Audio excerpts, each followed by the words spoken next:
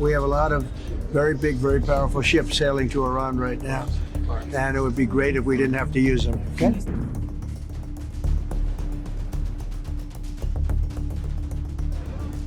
U.S. President Donald Trump is weighing options against Iran that include targeted strikes on security forces and leaders to inspire protesters, Reuters reported, citing multiple sources. Citing a U.S. source familiar with the discussions, Reuters said, Trump wanted to create conditions for regime change after a crackdown crushed a nationwide protest movement earlier this month, killing thousands of people. To do so, he was looking at options to hit commanders and institutions Washington holds responsible for the violence, to give protesters the confidence that they could overrun government and security buildings.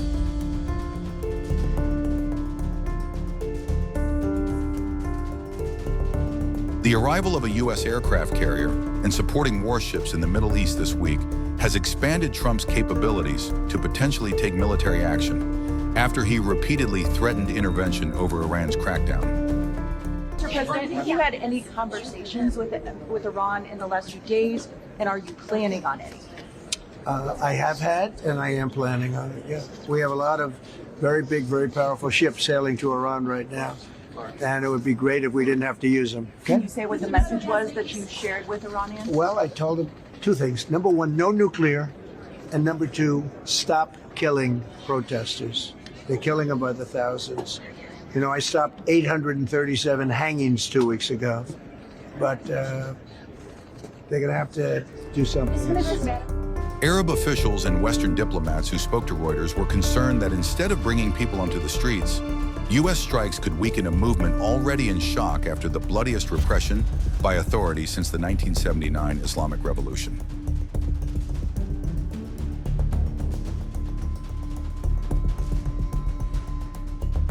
Trump urged Iran on John 28 to come to the table and make a deal on nuclear weapons, warning that any future U.S. attack would be far worse than a June bombing campaign against 3 nuclear sites. He also described the ships in the region as an armada sailing to Iran. And in June, we obliterated Iran's nuclear capacity in Operation Midnight Hammer. You saw that.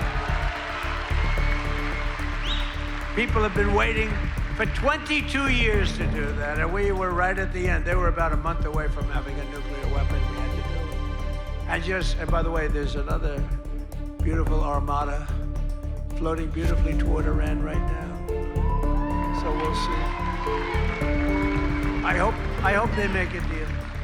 I hope they make a deal. They should have made a deal the first time they'd have a country.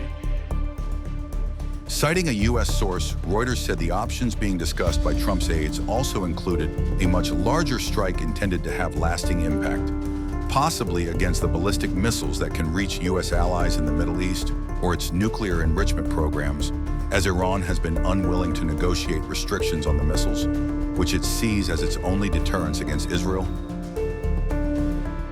Trump administration's previous negotiating points have included banning Iran from independently enriching uranium and restrictions on long-range ballistic missiles.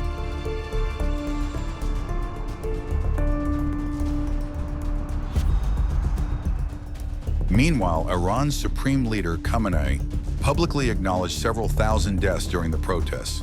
He blamed the unrest on the United States, Israel, and what he called seditionists.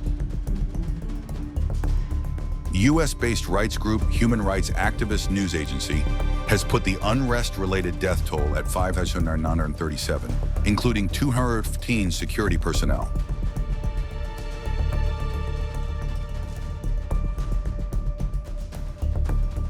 However, Gulf states, longtime U.S. allies and hosts to major American bases, fear they would be the first targets for Iranian retaliation that could include Iranian missiles or drone attacks from the Tehran-aligned Houthis in Yemen.